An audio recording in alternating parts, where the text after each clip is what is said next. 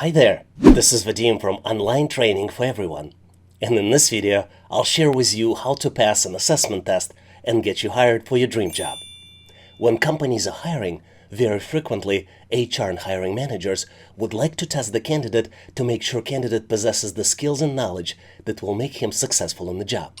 To determine the answer, employers use a computerized assessment tests to assess candidates' skills and experience relevant to the job. Assessment tests are also helpful to determine candidates' potential and make sure a new hire makes the right decisions on the job. Most of the test consists of multiple choice questions, where you as a candidate are presented with the question and you need to find and select the answer based on the choices presented. Typical assessment test consists of multiple questions, and most of the times, test is timed, which means that you need to complete the test within predefined time frame. In this video, you will have everything you need to get prepared for an assessment test. Make sure to watch this video from the beginning to end, and if necessary, multiple times until you understand all the questions and know how to solve them easily. If you would like to practice with the most recent questions for the assessment, please make sure to follow the link in the description and in comments of this video. And now, let's go ahead and get started so we can get you prepared. It's hard to deny what Steve Jobs once said. Your work is going to fill a large part of your life, and the only way to be truly satisfied is to do what you believe is a great work. Let's approach this assessment test question with passion and commitment to excellence to make sure we can tell ourselves once we're done that we tried it to the best of our abilities. You're presented with 2x4 matrix. The matrix has 7 numbers inside, and the 8th number is missing. The numbers are 4, 3, 9, 7, 1, 1, 9, and then comes the missing number, which you need to calculate and select out of 4 possible choices. Choice A, 3, choice B, 4, choice C, 5, and last but not least, choice D, 6. Well, I'm on the same page with you. This question may seem daunting at first, but I know you have the skills and creativity to tackle it. Trust in your abilities, and let's explore all possible solutions together. Let's tackle it as a team.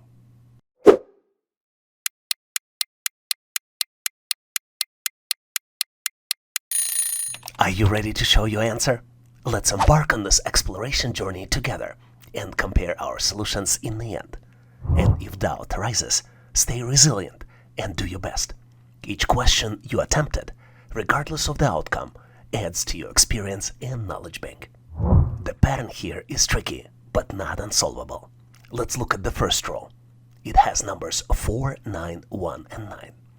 We need to double one digit number on the left and then double it again, adding 1 to both multiplications to calculate the 2-digit number on the right. Let's look at the example. 4 multiplied by 2 plus 1 equals 9. 9 multiplied by 2 plus 1 equals 19.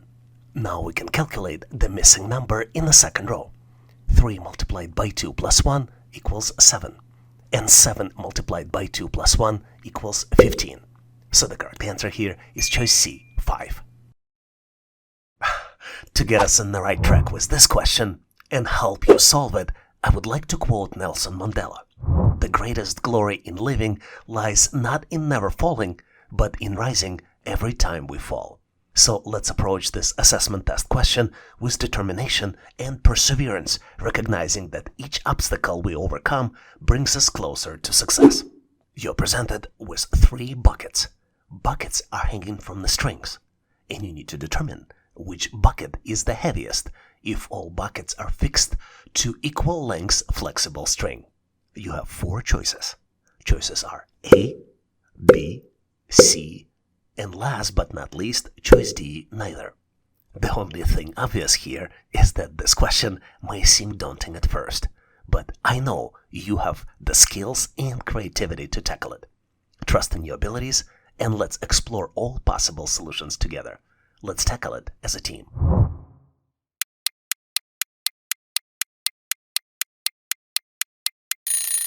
Are you ready to show your answer?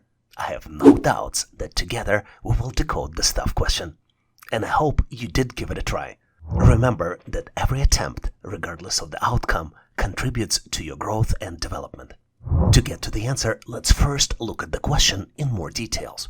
We have 3 buckets. Each bucket is connected to the string connectors with the string of the same length. All string connectors are on the same string line. And what we can visually see is that bucket A is in the highest position, bucket B is a little bit lower, and the bucket C is in the lowest position. What does it tell us? What we know from physics is that when multiple objects are suspended from the flexible string, they will settle into the state of equilibrium. In the state of equilibrium, the tension in the string will be equal at all points along its length. However, due to the differences in weight, the heavier bucket will exert a greater downward force on the string compared to the lighter buckets. As a result, the heavier bucket will cause more tension in the string, causing it to sag lower compared to the lighter buckets. This visual cue of the lower position of the bucket C can give you an impression that the bucket C is heavier, even though it may or may not be the case in the reality. But here's the caveat. This would only be true if the distance between string connectors would be the same. This introduces another consideration here, because distance A for the bucket A is greater than distance B, which is greater than distance C for the bucket C. Because the distance shortens between the string connectors, and distance A is greater than distance B, which is greater than distance C, this might explain why bucket B and bucket C is lower still. But it becomes obvious that because the distance between connector shortening, it's impossible to determine which bucket is the heaviest, since shortening of the distance from A to C can explain lower positioning of the bucket, even if buckets would have the same weight. Think about it, because it's very logical. Even if the buckets would be of the same weight, by shortening the distance between string connectors, you will be able to lower the bucket. Based on this, I can conclude that the correct answer here is choice D, neither. But this question is not as obvious. Do you have different considerations? Please make sure to share your thoughts and rationale in comments so we can all learn. Let's face it, cracking this particular question is like teaching a giraffe to limber, a tall order, but once you bend your mind around it, the success is a real stretch. This question might be secretly measuring our ability to handle mental acrobatics to deal with unusually looking shapes. Speaking about shapes, you're presented with 4 shapes, and 3 of them are very unusual, and you need to determine which shape has the longest perimeter. Your goal is to select the answer out of 4 possible choices. Choices A, B, C, and D. You feel like you stumbled upon a tough task? Well, you are not alone in this journey. I feel exactly the same way. But whether you're a problem-solving veteran or a newcomer, I believe in your capabilities. Take a moment to reflect, tap into your creativity, and let's tackle this challenge together. Your answer is just waiting to be discovered.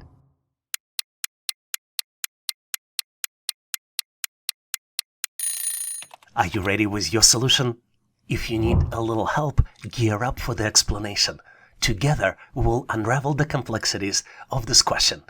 I will ask you for a favor though, and specifically to share your thought process in comments. Your insights might hold the key for all of us to learn and improve.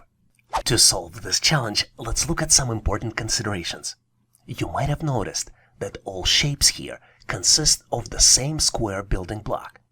But because shapes are so dramatically different, perimeter of the shape can be calculated in 2 different ways.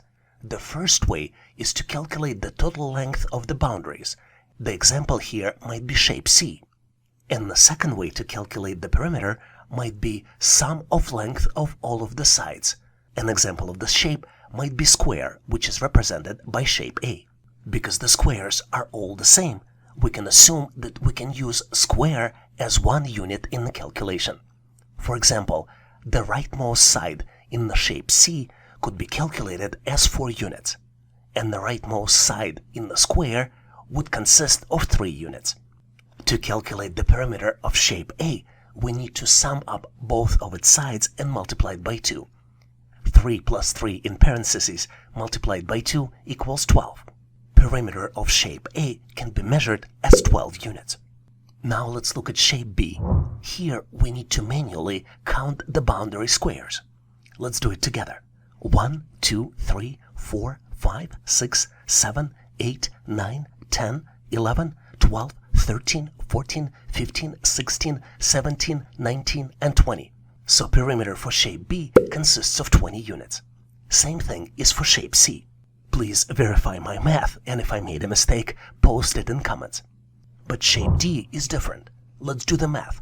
1, 2, 3, 4, 5, 6, 7, 8, 9, 10, 11, 12, 13, 14, 15, 16, 17, 20, 21, and 22.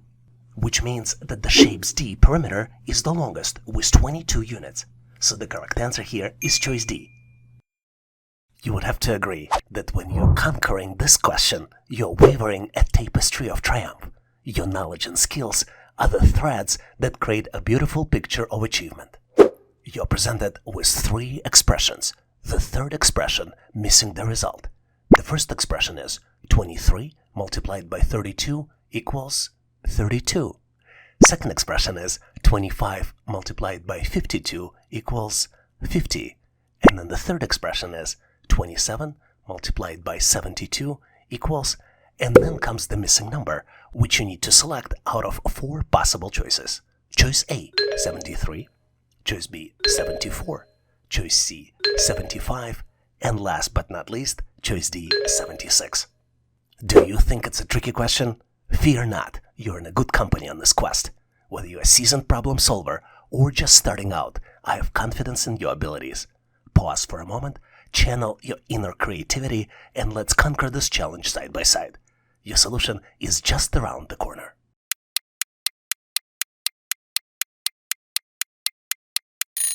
Are you prepared with your solution? I am curious to compare the notes.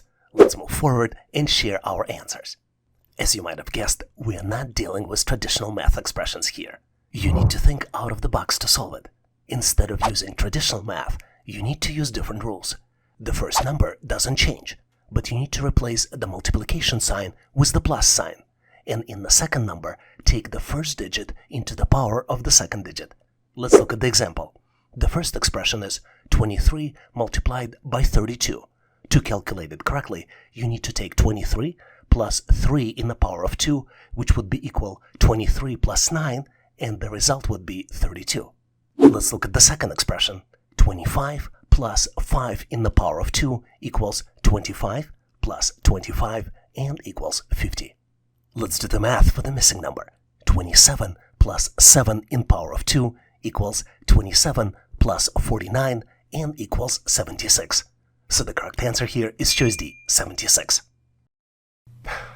Without a doubt, solving this problem is as tricky as trying to organize a chaos of rubber ducks in a bathtub. It's a quirky situation, but finding order is a real victory. I wonder though if this question is secretly evaluating our skills to bring order to a seemingly chaotic environment.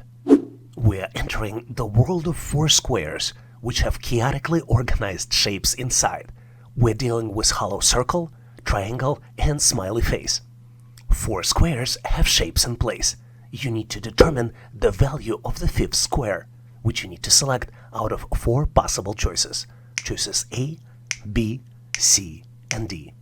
If your mind feels chaotic and a little bit disorganized, you are not alone. I feel exactly the same way. But that's okay. Whether you're a seasoned solver or a casual questions explorer, I have full faith in your problem-solving abilities. Give it the time it deserves, think out of the box, and watch the pieces fall into place. I have full confidence that you've got what it takes.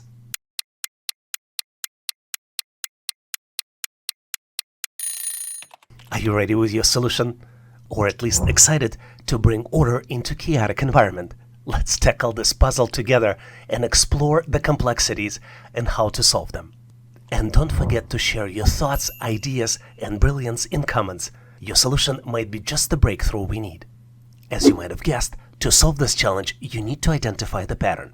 In fact, there are 3 patterns present in this problem. Pattern number 1 is that smiley face in the middle of the square alternates the backgrounds. Pattern number 2 is that hollow circle moves alternative directions with the incremental step for each subsequent move. And pattern number 3 is that triangle moves clockwise with double incremental steps. Let's look at the smiley face first, because that's the easiest pattern. We see that in the shape 1, smiley shape is dark gray, then it becomes white, then it's dark gray again, and in the shape 4, it's white again. So in shape 5, we can predict that it's going to be dark gray again.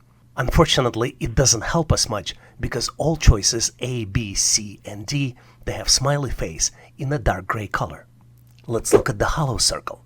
Hollow circle moves one step from 11 o'clock to 12 o'clock position with increment +1. In the next square, it moves 2 steps counterclockwise from 12 o'clock to 9 o'clock with increment +2. Then it moves 3 steps clockwise from 9 o'clock to 1 o'clock with increment +3. So we can predict that hollow shape in shape 5 will move 4 steps counterclockwise from 1 o'clock to 8 o'clock with the increment +4. It helped us narrow down the answer choices, but we still have choices A, C, and D that still match this pattern. So to solve this mystery and bring order into this disorderly situation, we need to look at the triangle. Triangle moves clockwise with the double increment. It's only positioned in the corners, and the increments are +1, where triangle moves from 1 o'clock to 5 o'clock. The next increment is +2, where triangle moves from 5 o'clock to 11 o'clock. Then +4, where triangle in fact stays back at 11 o'clock, because +4 means the full circle. And the next one would be +8. This is the final shape 5, where triangle will also be in the same spot. Based on this, we can conclude the correct answer is choice A. Hopefully you've nailed this question on your own and now know how to answer similar problems on the test. Admit it or not, but with this question, you're not just navigating through the question itself, but you're charting a course toward victory. Every correct thought in your response is a step closer to reaching your destination. You're presented with the shape, which I'm not sure how to call. Let's call it half pyramid. In the first row of this pyramid are numbers 1, 2, and 5. In the second row, the numbers are 2, 5, 2, and 6.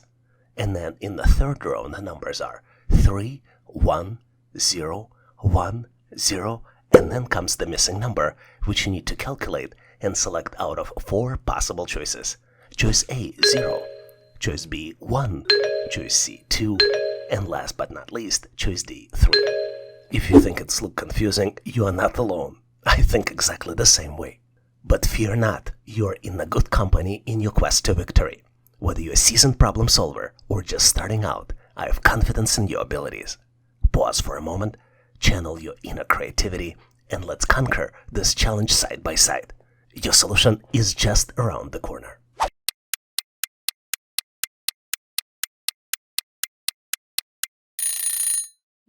Are you prepared with your solution?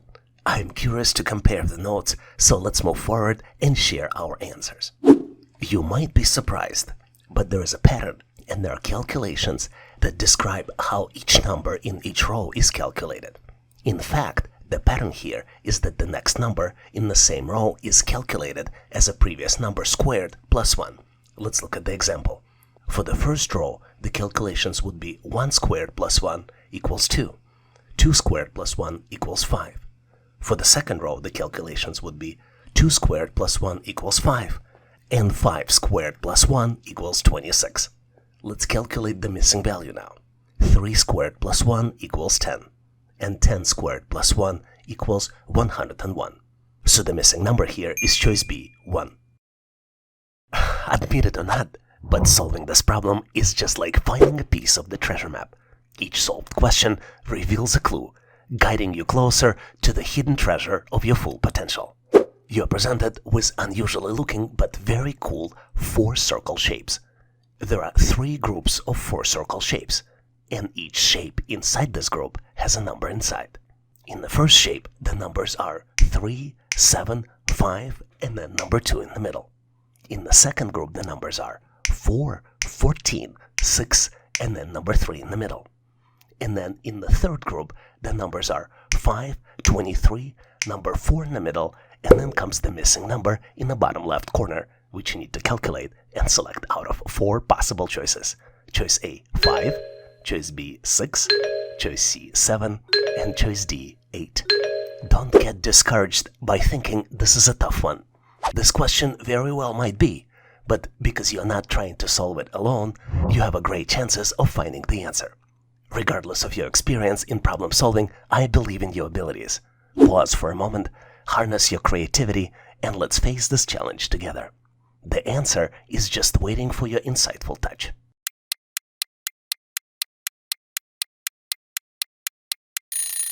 Are you ready to showcase your solution?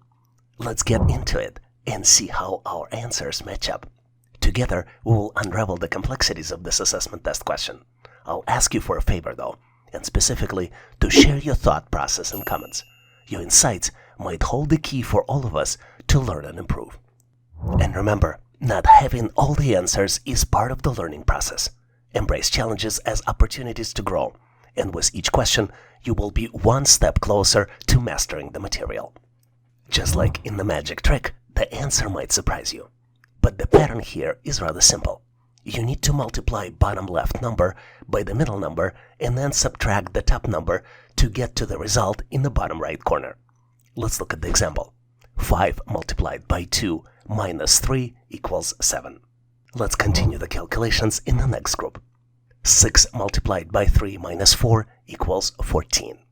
And then let's calculate the missing number. 7 multiplied by 4 minus 5 equals 23. So the correct answer here is choice C, 7.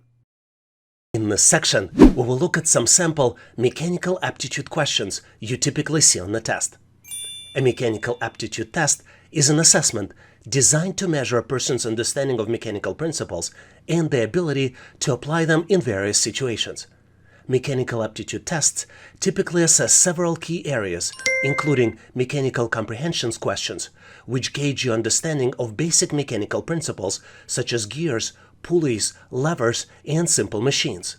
You also get spatial reasoning questions in this test, which assess your ability to mentally manipulate the objects in three-dimensional space. Some questions focus on tools and instruments, and they evaluate your familiarity with common tools and instruments used in mechanical work. And last but not least category is mechanical problem-solving questions, which present you with mechanical problems or scenarios and test your ability to analyze and solve them. Let's look at some sample mechanical aptitude questions we typically see on the test. I think this question is not just about engineering, but also about your critical thinking and analytical skills. If you use the same bow to shoot arrows at angles of 45 degrees, 0 degrees, and 60 degrees, which angle will make the arrow travel the farthest? You have 4 possible choices. Choice A, 45 degrees. Choice B, 0 degrees. Choice C, 60 degrees. And last but not least, choice D, neither one. Take a close look to see if you can come up with the answer. On my end, I am moving forward to share with you my version of the analysis and answer, and obviously if you have a better way to solve it, please make sure to post in comments. Let's start by looking at the scenario where we shoot the arrow at 0 degrees, which ultimately means horizontal shot. When you shoot it at 0 degrees, it means you're firing it horizontally parallel to the ground. In this case, the arrow initial velocity is responsible for its horizontal distance because there is no vertical component in its motion.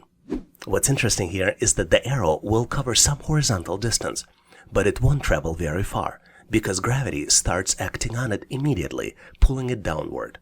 Now let's compare it to shooting an arrow at a 60-degree angle. This means we are launching it at a steeper angle upward compared with even 45-degree angle. What's interesting in this case is that while it still have a horizontal component, more of its initial velocity is directed upward. As a result, the arrow will reach a greater height but cover less horizontal distance before it hits the ground. Which brings us to the 45-degree angle solution.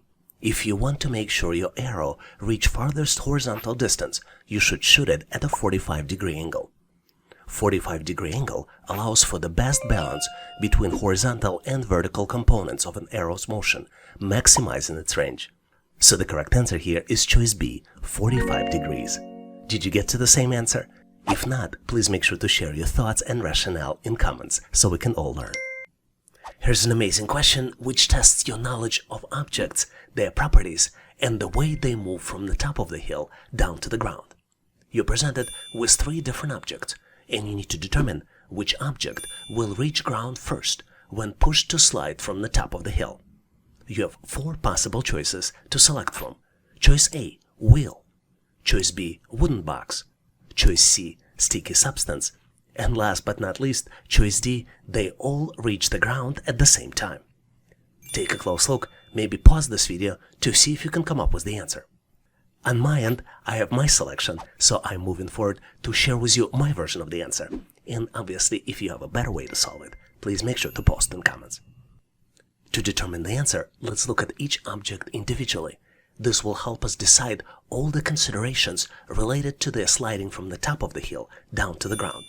Let's start with the cube. Cube's shape may cause it to experience higher levels of friction against the slide, slowing its descent. But at the same time, sticky substance may move even slower, because the behavior of sticky substance will largely depend on its viscosity and adhesive properties. If the substance is highly viscous and adheres strongly to the slide, it may experience significant resistance, and it will take much longer for it to reach the ground. In some scenarios, depending upon viscosity, the sticky substance may never reach the ground at all. Based on this, I think most likely sticky substance will be the slowest in reaching down the bottom of the slide, followed by the cube, which would be second in the sliding down. So, as you might have guessed, I am putting my bets on the wheel. I think wheel's rolling motion will help reduce friction with the slide, allowing wheel to move more smoothly. This is why the wheel may reach the ground faster than all other objects. This is why I think the correct answer is choice A, wheel, because the wheel will roll and will have minimum friction to reach the ground. Did you come to the different conclusion? If yes, please make sure to post your answer, solution, and rationale in comments so we can all learn. Here's a very interesting question where you need to demonstrate your knowledge of tools and their uses. Samir is about to tackle a tricky repair job. You need to identify the essential tool featured in the image and select the option that best matches it. You're presented with 5 choices. Choices A, B, C, D, E. Take a close look to see if you can come up with the answer. On my end, I am moving forward to share with you my version of the solution. And obviously, if you have a better way to solve this, as usual, please post in comments. I believe you probably recognize the tool shown. It is screwdriver. But this is only the first step. In the second step, we need to identify all other tools shown and determine their relationship with screwdriver. I think choice A is a knife. A knife is a cutting tool, and it is not closely related to a screwdriver. Choice B is a nail. A nail is a fastening tool which is used to join materials, but it's also not directly related to the screwdriver. Choice D is a hammer. And hammer is a tool that's used to drive nails or other fasteners, which is different from screwdriver's primary function.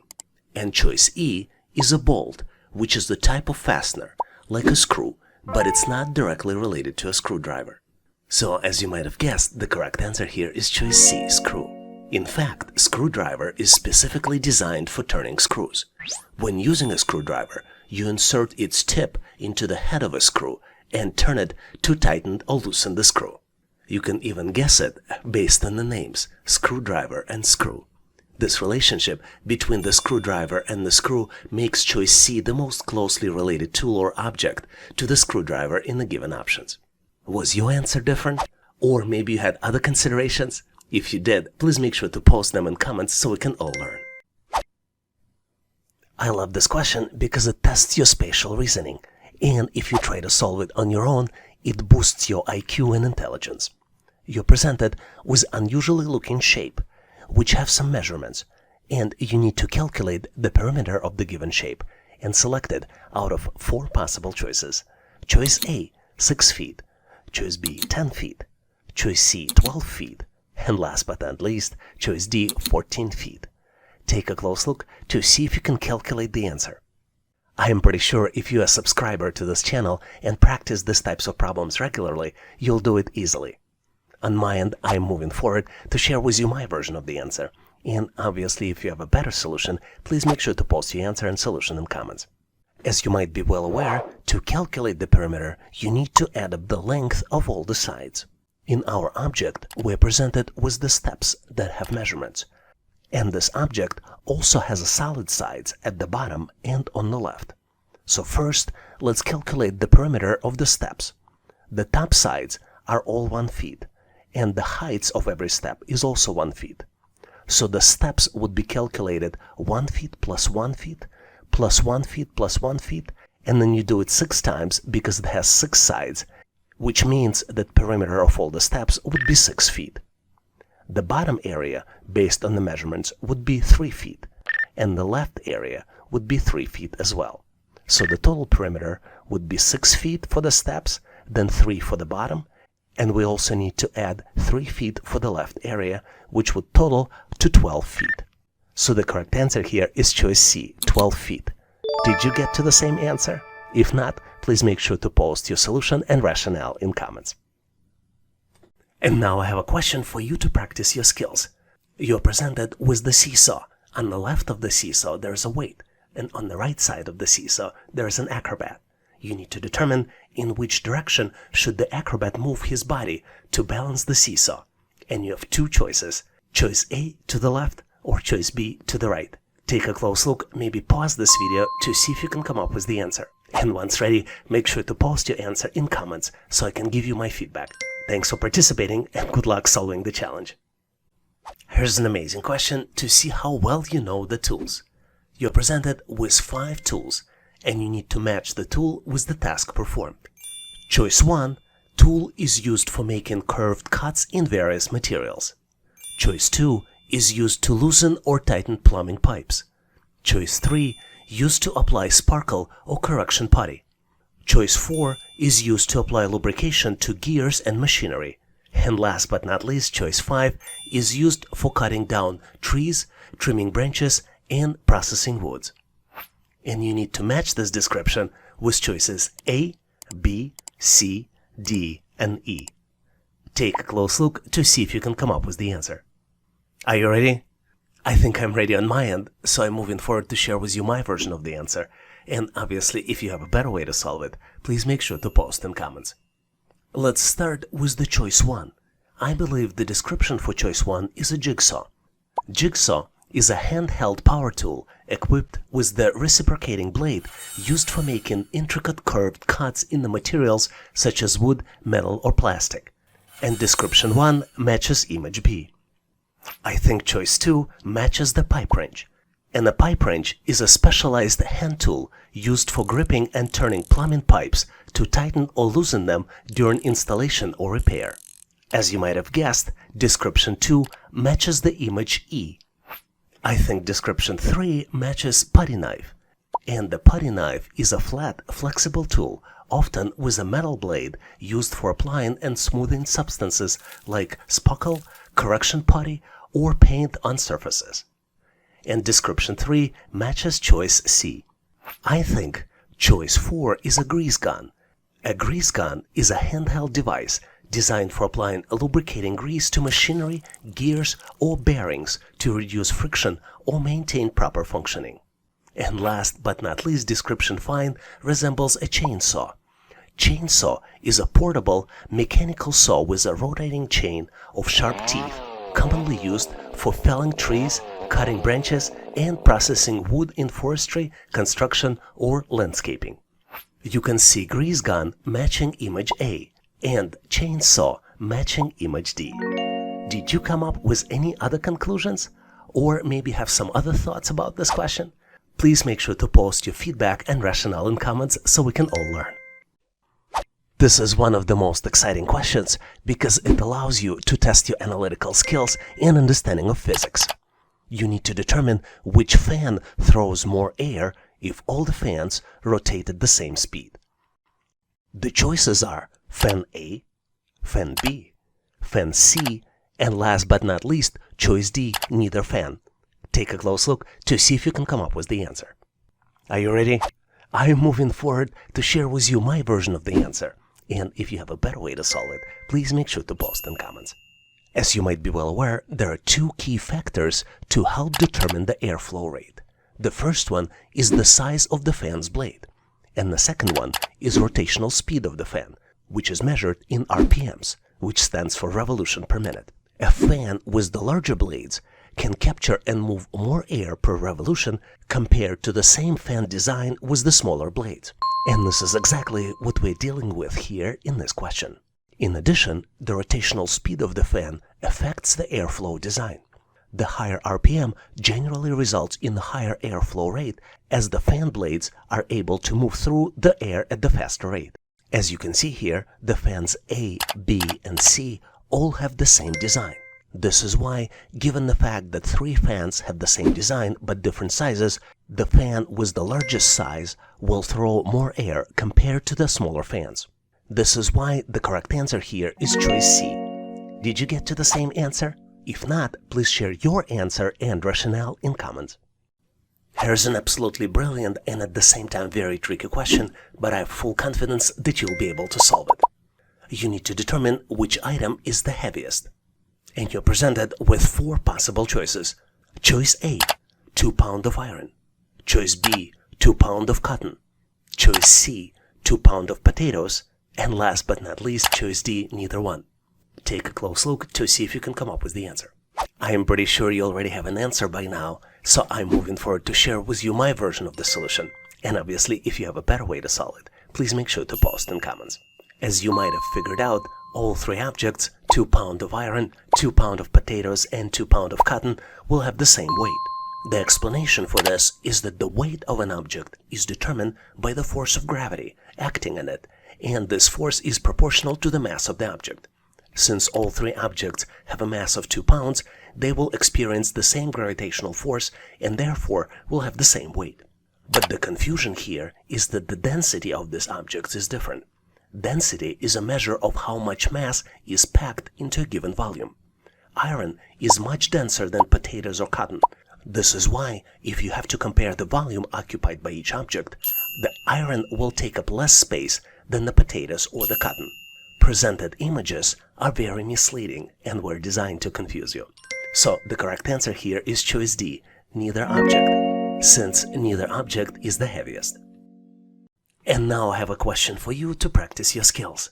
We have three different scenarios of person moving the object, choices A, B, and C. If all items weigh the same, which object would be easiest to move forward if the same person is pushing with equal force?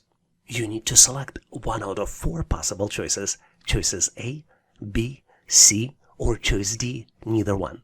When you solve this challenge, please make sure to post your answer in comments so I can give you my feedback. Thanks for participating and good luck. I love this question because it really boosts your IQ and improves your intelligence. You're presented with 3 rows of objects. Each object represents a square and circle inside. You need to select the missing object out of 4 possible choices, choices A, B, C, and D. Take a close look to see if you can come up with the solution. I have full confidence that you've figured it out by now, and this is why I'm moving forward to share with you my version of the answer. And obviously, if you have a better way to solve it, please make sure to post in comments. To better solve this challenge, let's assign columns and rows to each object here in the picture. We will have columns A, B, and C, and rows 1, 2, and 3. This would allow us to reference objects better. As you might have guessed, each row describes the pattern of ball bouncing against the wall. Let's start by looking at the object A1. This is where the ball in the upper left corner, and it moves downwards toward the middle of the bottom section. And this is where exactly we see the ball in the object B1. After that, ball bounces and moves upward, and this is how we see it in C1. When ball bounces against the wall, it travels in the direction based on the angle of the initial impact. After the initial impact, the ball will continue moving in the new direction until acted upon by another force, such as hitting another wall or an object. Let's confirm this pattern by looking at the row 2. In the object A2, we see the ball against the left wall. Then it moves toward the bottom wall and then bounces against the bottom wall and then moves toward the right wall. Knowing the pattern, we can easily detect the answer now. If you look closely at the picture, the ball in the row 3 moves from the position 1 to the position 2 and then to the position 3. So the correct answer here is choice C. Did you get to the same answer? Or maybe you know the tips how to solve these problems better. Please make sure to post and share them in comments so we can all learn. Here's an amazing question to test your knowledge of mechanical movement of objects. You're presented with the picture of person moving the object, and you need to determine if all objects weigh the same, which one will be easiest to move forward if the same person is pushing with equal force. You need to select one out of 4 possible choices.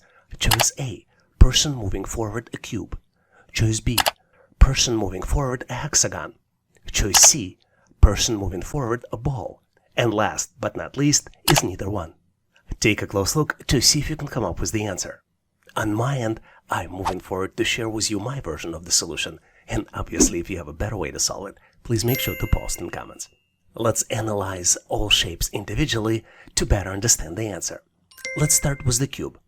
Cube typically has a symmetrical weight distribution which can contribute to its stability when moving on the ground.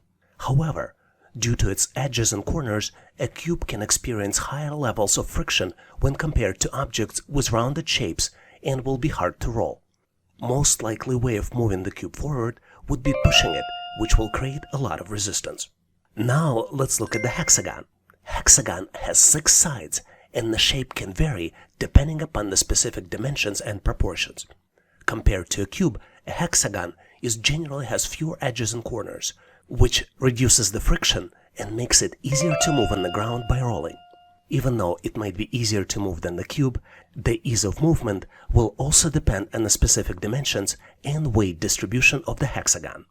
Which brings us to choice C, sphere or ball, which typically has a smooth surface.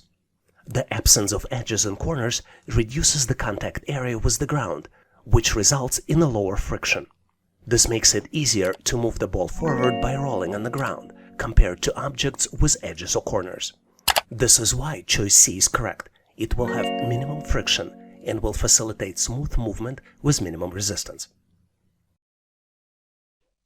Here's the challenging problem by solving which you will boost your cognitive abilities.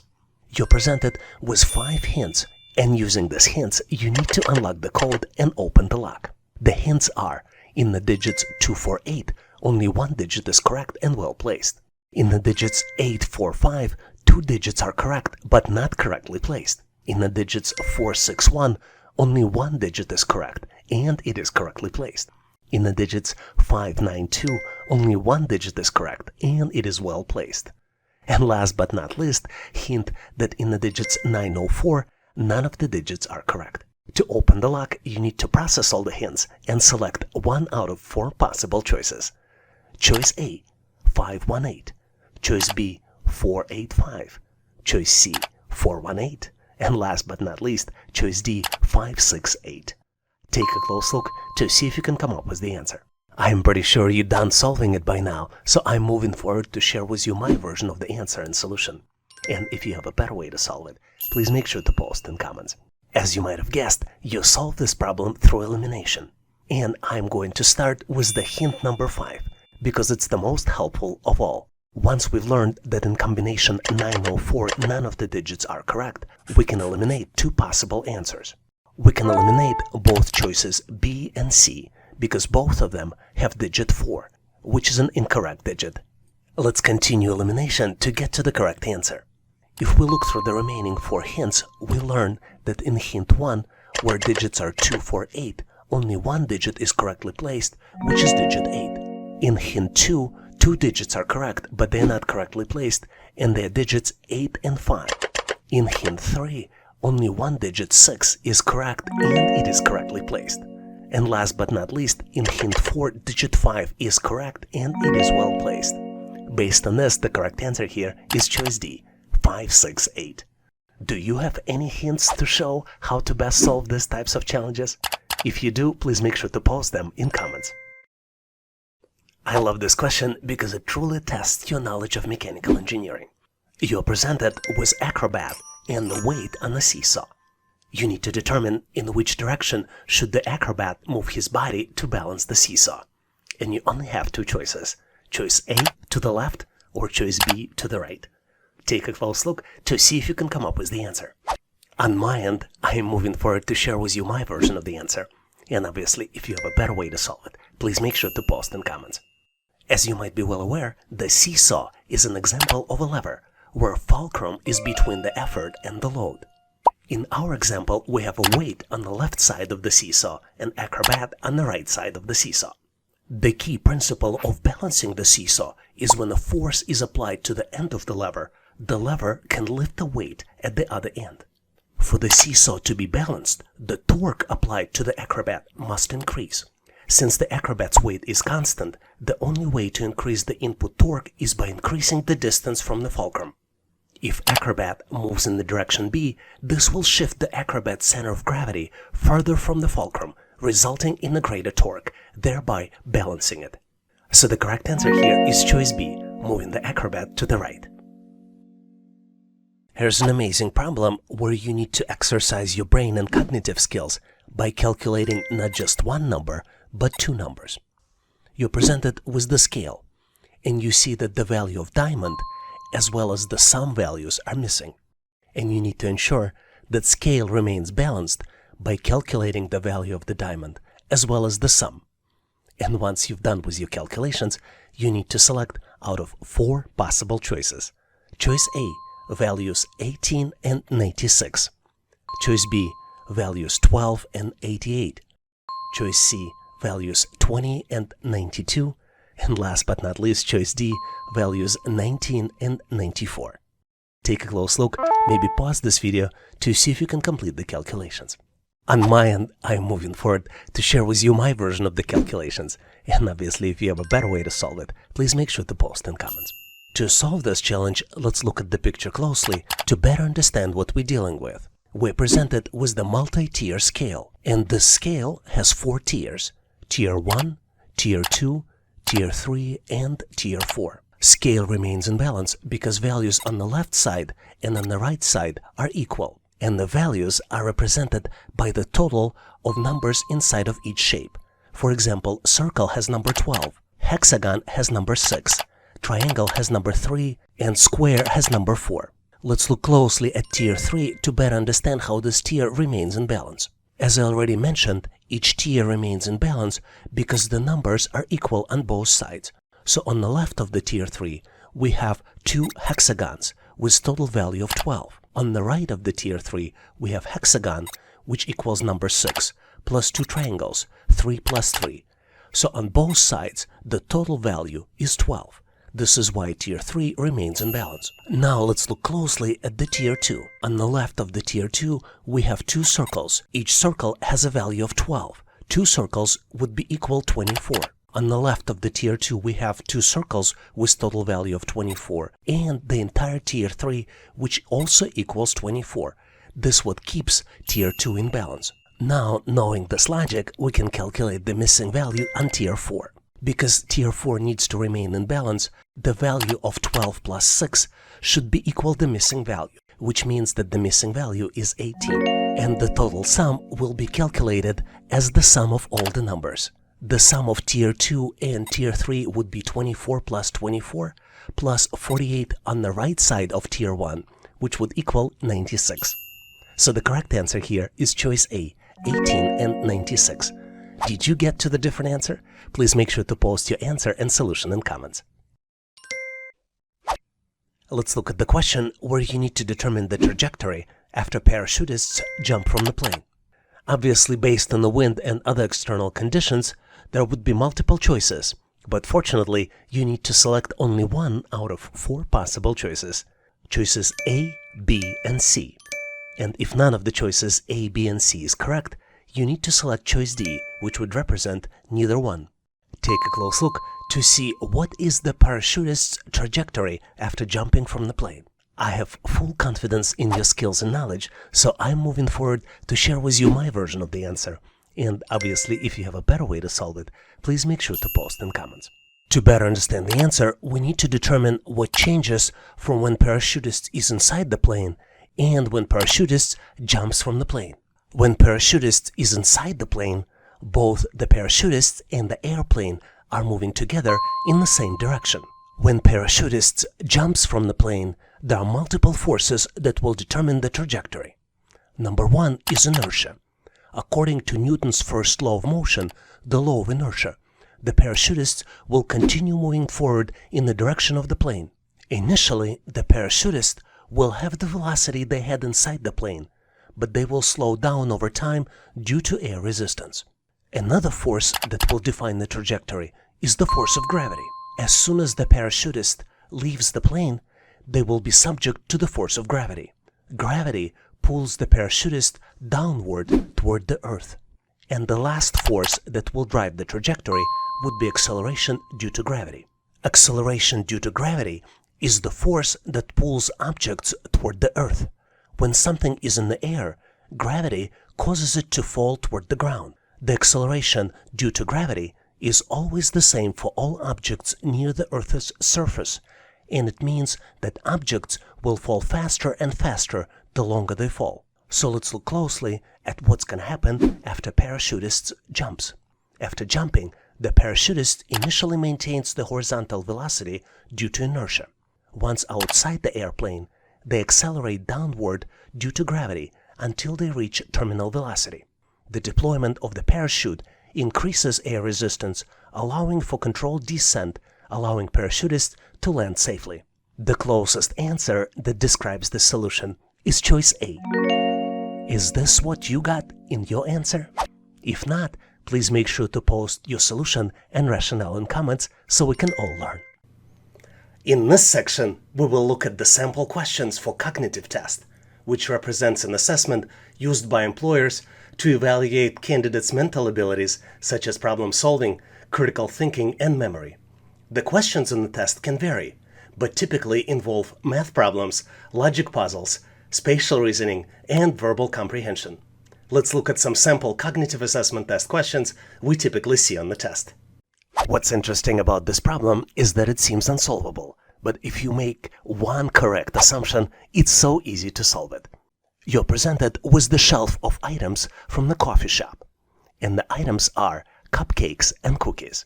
There are 3 sets of items, and 2 sets have price tags associated with them, and the last set does not, and you need to calculate the price tag for the last set. The first set consists of 1 cookie and 1 cupcake, and the price tag for the first set is $7. The second set consists of 2 cookies and 1 cupcake, and the price tag for the second set is $12. The last set consists of only 1 cupcake, and you need to calculate and select price for the cupcake out of 4 possible choices. Choice A, $5. Choice B, $4. Choice C, $2. And last but not least, choice D, $3. Take a close look to see if you can come up with the answer. Did you figure it out? It seems unsolvable, but the only thing you need to make is one assumption. And using this assumption, I'm going to move forward to share with you my version of the answer. And obviously, if you have a better way to solve it, please make sure to post in comments. Take a close look at the first set. The first set consists of cookie and cupcake, and it costs $7. What's interesting is that the second set already includes the first set plus the cookie, which allows us to calculate the price of this extra cookie. And we can do it by subtracting 7 from 12, and the end result of it is $5, which means that the price of cookie is $5. Now we can easily calculate the price of cupcake by subtracting 5 from 7, which means that the total price of cupcake is 2. So the correct answer here is choice C, $2. Did you get to the same answer? If not, please make sure to post your answer, solution, and rationale in comments. And now I have something that maybe you were not expecting. Here's the practice question for you. You need to find the missing number, and you're presented with 4 scales. 3 scales have items on the left side and the number on the right side to make them equal. And 4th scale only has items on the left and missing number on the right in the form of question mark. You need to calculate the question mark out of 4 different choices. Choice A, 60. Choice B, 65. Choice C, 70. And then last but not least, choice D, 75. Take a close look, maybe pause this video for 10 to 15 seconds to see if you can come up with the solution. Once you're ready, please make sure to post your answer in the comments so I can give you my feedback. Thanks for participating and good luck. Here's a very interesting question to test your spatial reasoning. You're presented with partial square, and you need to find the missing shape to build the full square. You have 4 different choices to choose from to complete the square. Choices A, B, C, and D. Take a close look to see if you can come up with the answer. And on my end, I'm moving forward to share with you the correct solution. As you might have figured out, the correct choice here is choice D. And to get to this answer, you need to look at the shape, which fits perfectly to match the edges. Since this is the 5 by 5 square, choice D is the perfect shape, because it matches perfectly to create a full square. Hopefully you've nailed this question on your own and now know how to answer similar problems on the test. And now I have a question for you to test your skills. You're presented with the series of objects, and you need to determine next object in the sequence. Please choose one of the following 4 choices. Choices A, B, C, and D. Do you see the correct answer? Please make sure to post your version in comments. This would allow me to give you my feedback. Thanks for participating and good luck. Here's an amazing question where we need to find the missing number. You're presented with the tree-looking like structure, and it has the numbers in the circles on the top. The numbers are, if we start from the left, 50, 216, 880, and then comes the missing number. You need to calculate and select the missing number out of 4 possible choices. Choice A, 1290. Choice B, 2565. Choice C, 2941. And last but not least, choice D, 3536. I'm gonna give you a quick hint. Take a close look to see what exactly do you see on this picture. And you see circles, you see stamps, and you see numbers. And here's another consideration. Do you think the fact that circles have different colors matters? Or it doesn't? Give yourself 10 to 15 seconds to see if you can figure it out. On my end, I am moving forward to share with you my version of the solution. And obviously, if you have a better way to solve it, please make sure to post in comments. The pattern here is rather simple, but it takes a little bit of time to detect it. If we start from the left, from the smallest number, and go clockwise, the next number is calculated as a previous value multiplied by the total number of lines plus total number of circles. Let's look at the example. The first number is 50 in the purple circle, and it's given, not calculated. The second number, though, is calculated previous number 50 multiplied by 4 plus 16, and the result of this is 216. Third number is calculated as 216 multiplied by 4 plus 16 and equals 880. Now you might be wondering what is 4 and where it came from and what is 16. The 4 is number of stem lines in this structure. Let's count them. 1, 2, 3, and 4. And 16 is the total number of circles. If you count them, you see 4 circles on the forefront, the ones that have number and missing number. And then there are also 12 circles in the background. Now we have all of this information and we can calculate the missing number.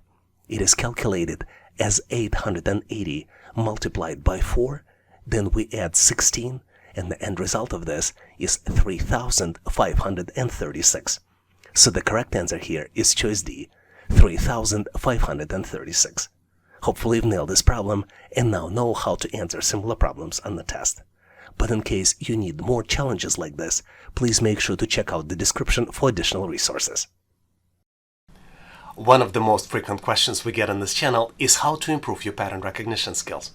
This is so important because it's an essential skill to help you pass an employment assessment test. Let me introduce you to one of the most common English pattern called palindromes. Palindromes is a letter-based pattern which allows you to read the same word backwards and forwards. let's look at some key examples of the words that used in the test. For example, words radar, civic, level, a race car, henna, madam, noon, pop, eve, kayak, rotator, stats, tenet, wow, and a lot of others. Do you know any those other words, interesting palindromes that I didn't mention here? Please make sure to post them in comments so we can all learn. And now let's continue to get you ready for the test. Here's an absolutely phenomenal question, which is absolutely not obvious how to solve it. Instead of one question mark, you need to find two question marks. You're presented with three triangles. All triangles have a circle in the top. Blue triangle has three numbers inside. Starting from the top, the numbers are 3, 7, and 4, and number on the top is 6. Yellow triangle has numbers 2, 4, and 2, and there is a missing number on the top. Green triangle has numbers 5, 9, and 4, and missing number on the top. Take a close look to see if you can find two missing number and select out of 4 different choices. Choice A, 10 and 4. Choice B, 1 and 8. Choice C, 6 and 3. And choice D, 2 and 2.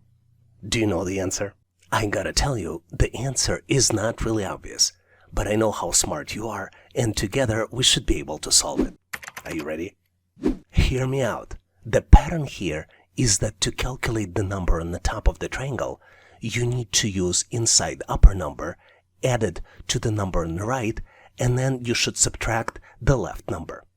For example, for the blue triangle, which has all the numbers, the calculations will be 3 plus 7 minus 4 equals 6.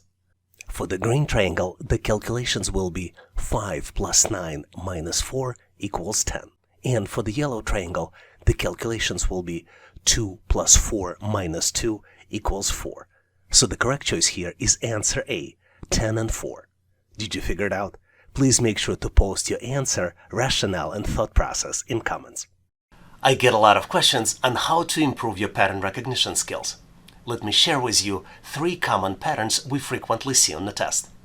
Let's start with triangular numbers. Triangular numbers are the numbers that can be represented as a sum of consecutive integers starting with 1. For example, the first 5 triangular numbers would be 1, 3, 6, 10, and 15. Next one on my list are square numbers. Square numbers are the numbers that can be represented by a product of a number multiplied by itself. For example, the first 5 square numbers are 1, 4, 9, 16, and 25. Because 1 square is 1, 2 square is 4, 3 square is 9, 4 square is 16, and 5 square is 25. And last but not least on my list are cube numbers. Cube numbers are numbers that can be represented as a product of a number multiplied by itself twice. For example, the first 5 cube numbers are 1, 8, 27, 64, and 125. Because 1 cube is 1, 2 cube is 8, 3 cube is 27, 4 cube is 64, and 5 cube is 125. Do you know any other interesting numerical patterns I didn't mention here? Please make sure to post them in comments so we can all learn. And now let's continue to get you ready for the test. Here's the question of intermediate complexity we frequently see on the test. You're presented with 4 shapes, and one shape has a missing number in the middle. You need to calculate the pattern and calculate the missing number, selecting it by one of 4 possible choices. Choice A, 22. Choice B, 23. Choice C, 25. And then last but not least, choice D, 24. Take a close look at the shapes and see if you can calculate the pattern. Let me share with you my logic and rationale, and obviously if you have a better way to solve it, please make sure to share in comments. I think the pattern here is that to calculate the middle number, you need to multiply the top 2 numbers and subtract 1. Then add the bottom number. Let's look at the first shape to confirm the logic. 2 multiplied by 3 minus 1 equals 5. 5 plus 2, which is the bottom number, equals the middle number, which is 7. Let's apply the same pattern to the shape with the missing number. 8 multiplied by 3 minus 1 equals 24 minus 1 equals 23. 23 plus 2 equals the missing number, which means that the missing number is 25. So the correct choice here is choice C, 25. Did you see any other patterns or found the better ways to solve it? Please make sure to post your answer and rationale in comments. One of the very frequent questions we get on this channel is how to improve your pattern recognition skills. One of the key ways is to use your imagination. You can use imagination to visualize items in your mind, and this is one of the most powerful techniques. Let's take a close look at the example. Here, you're required to build English business word, and you need to use all the letters only once. If you look closely and try to visualize and build the answer in your mind, you can mentally connect the letters and get to the correct answer, which is the word management. It might be hard to do it initially, but if you do crosswords and puzzles, you can improve your skills and get better at this with practice. Do you have any other interesting techniques that you can share? Please make sure to post them in comments so we can all learn. Here's an interesting question where you need to find the missing number. You're presented with the set of numbers 4, 9, 20, 8, 5, 14, 10, 3, and then comes the missing number. You need to select or calculate the missing number out of 4 possible choices. Choice A, 4. Choice B, 11. Choice C, 13. And choice D, 34. Take a close look at this 3x3 matrix to see if you can come up with the solution. I hope by now you have a good understanding of the problem and maybe pause this video trying to solve it, because on my end I'm moving forward to share with you my version of the solution. And obviously if you have a better way to solve it, please make sure to post in comments. And the pattern here is that the manipulation with the left and the middle number calculate right column's number. Basically, in each row, the third number is the sum of half of the first number and 2 times the second number. Let's look at the specific calculations. The first row has numbers 4, 9, and 20. 4 divided by 2 plus 9 multiplied by 2 equals 2 plus 18 and equals 20, which is exactly the number in the third column. Second row contains numbers 8, 5, and 14. 8 divided by 2 plus 5 multiplied by 2 equals 4 plus 10 and equals 14. And now we are ready to calculate the missing number. 10 divided by 2 plus 3 multiplied by 2 equals 5 plus 6 and equals 11. So the correct choice here is choice B, 11. Do you have a better answer? Please make sure to share your thoughts and rationale in comments. Here's the problem for you to test your business math skills as well as attention to details. You need to calculate the value by multiplying number of coins in the cent clock by the number of dollar signs. You need to select out of 4 possible choices. Choice A, 190. Choice B, 200. Choice C, 210. And last but not least, choice D, 230. Once you complete the calculations, please make sure to post your answer and calculations in comments so I can give you my feedback. Thanks for participating and good luck. Here's a rather unexpected question you might frequently see on the test. You need to determine during which period revenue declined, and you're presented with the profit and loss chart that covers periods from 2018 to 2024. On the chart, you see 3 lines representing revenue, expenses, and taxes. And you need to select the final answer out of 4 different choices. Choice A, the period between 2018 and 2020. Choice B, the period between 2019 and 2020. Choice C, the period between 2020 and 2021. And choice D, the period between 2023 and 2024.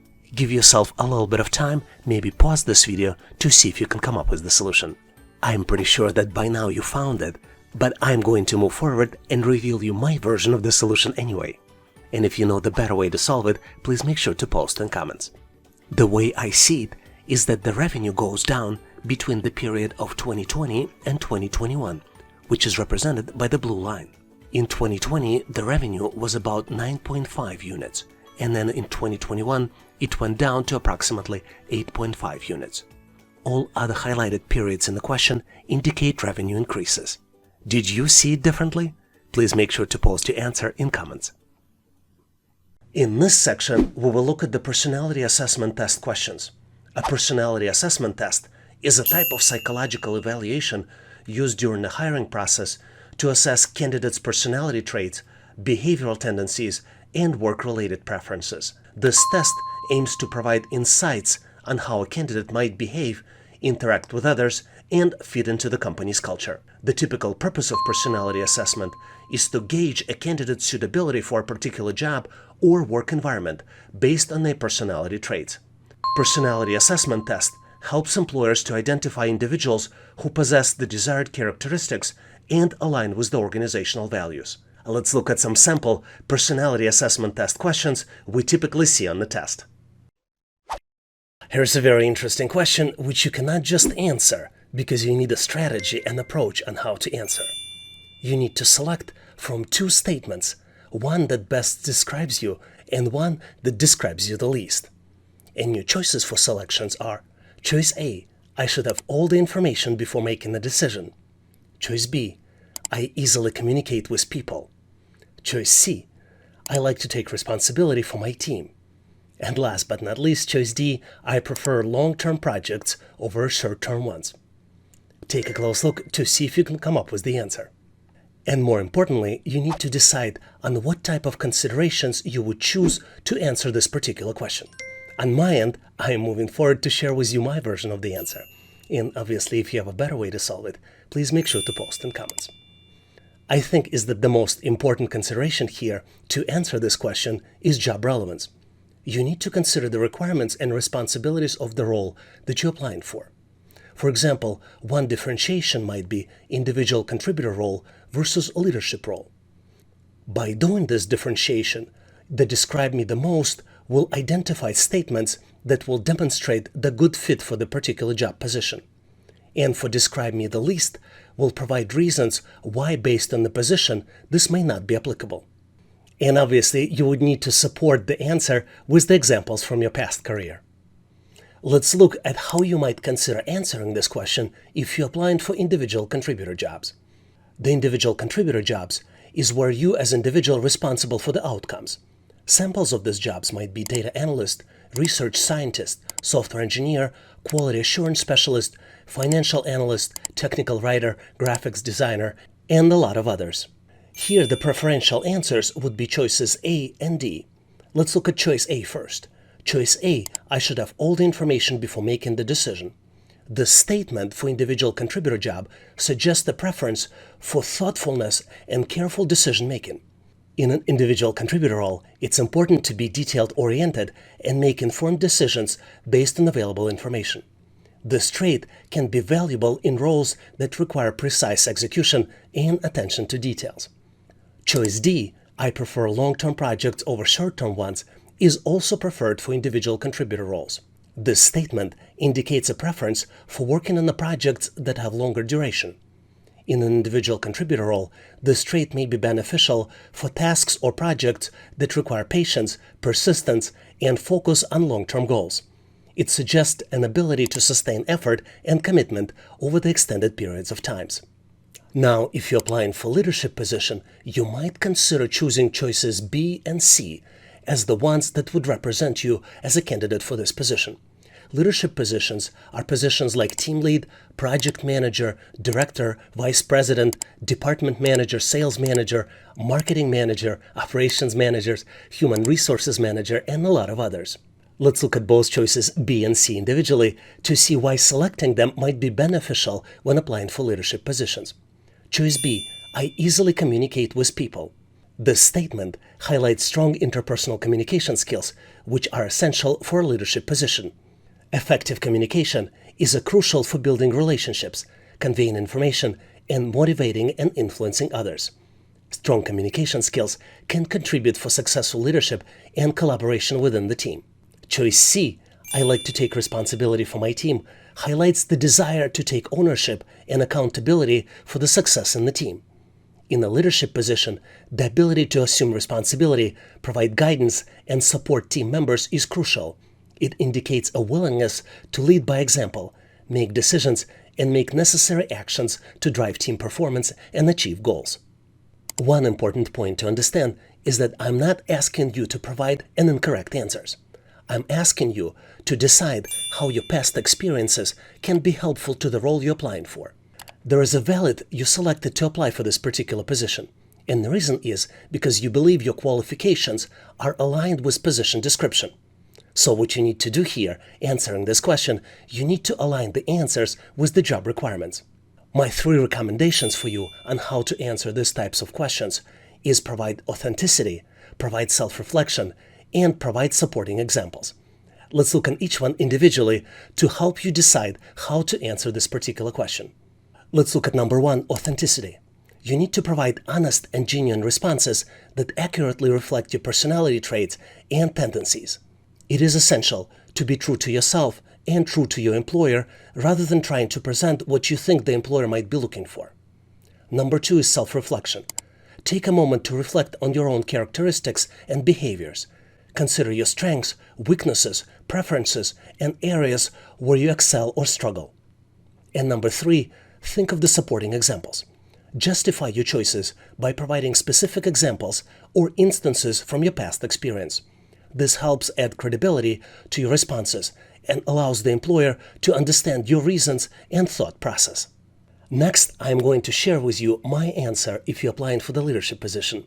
And I'm also going to ask you to provide your answer for the individual contributor role.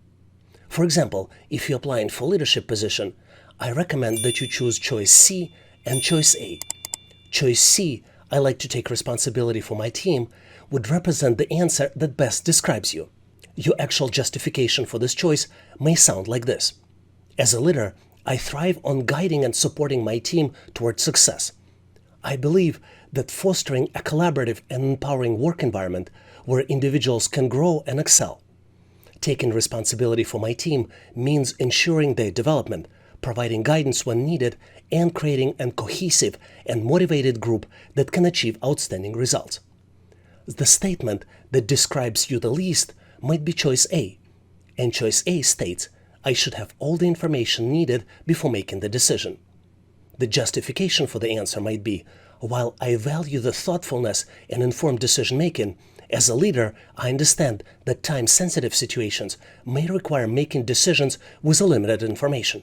I am comfortable relying on my experience, intuition, and the input of trusted team members to make timely decisions while considering the available information. I'm also open to adjusting decisions as more information becomes available to ensure the best possible outcomes. Now, what do you think the answer should be for the individual contributor role? Please make sure to post your answer, recommendation, and justification in comments of this video so we can all learn. I love this question because it tests candidates' ability to prioritize as well as candidates' leadership skills. You're presented with the question where you need to select 2 statements. One statement that best describes you and another that describes you the least. The 4 possible answers to this question would be A, I can organize my work schedule by myself. Choice B, I work even better when everything goes wrong. Choice C, I think small details are important. And last but not least, choice D, I like to be best player on my team. Take a close look to see if you can come up with 2 answers. On my end, I am moving forward to share with you my version of the answer. And obviously, if you have a better way to solve it, please make sure to post in comments. Let's first look at the important considerations on how you can select the right answer. There are 3 important considerations here, and they all fall into one category, job relevance. You need to consider the requirements and responsibilities of the role you're applying for. Number 2, you need to think about how each statement relates to the demands of the position. And last but not least, number 3, you need to choose the statement that demonstrates a good fit for the job and showcases qualities that would be beneficial for the specific context. Let's take a look at how you would select the right answer in the specific categories. Let's start by looking at the choice A. I can organize my work schedule by myself. If you choose this answer, it would show that you're a self-structured person that could work independently. Choice B, I work even better when everything goes wrong, shows your stress tolerance, your ability to work in stressful and unpredictable situations. Choice C, I think small details are important, would show your level of attention to details that could be important for jobs such as accounting, programming, controller, and other jobs that require attention to details. And last but not least, choice D, I like to be the best player on my team, shows how competitive you are. This is a good choice for the sales position, but could be a problematic choice for the manager roles. Let's look at the examples of the choices that best describe me. One of the choices that you might select would be choice A. I can organize my work schedule by myself. I'm a very disciplined person. I can independently prioritize different tasks, and I can take responsibility of the results of my job. I prefer to organize my work schedule by myself without over-attention from managers. I can be much more productive by working in this way. This is why I selected the choice A. I can organize my work schedule by myself. Now let's look at the choice that least describes you and considerations you might consider providing. For that statement, I selected choice D. I like to be the best player on my team. Of course, I want to show off my skills and I want results be fairly evaluated. But I understand the importance of teamwork for good results. And in this way, I can do a back office job when it's necessary. I will put overall results of my team in the first place, even if it's temporarily slows down my own results and my progress. Do you have any other suggestions on how you can answer this type of questions? Please make sure to post them in comments so we can all learn. Thanks for watching. I really appreciate you for helping us to become one of the largest YouTube channels to help people become smarter, increase your IQ, and to pass any test. If the content of this video was helpful, please make sure to click the like button to help YouTube algorithm promote this video and help other people to find it faster. Giving us a like is also a way for you to tell us that you need more content like this, and when you tell us, we will deliver it for you in the future. For links to free and premium resources, please check the description and comments of this video. You can also go directly to our website, howtoanalyzedata.net, to download the materials related to this topic. I really appreciate your endorsement, support, and patronage of this channel. And thank you for considering to become a member and considering to subscribe. Please leave feedback, suggestions, or corrections in comments. And all the best on your journey. I'll see you in my next video.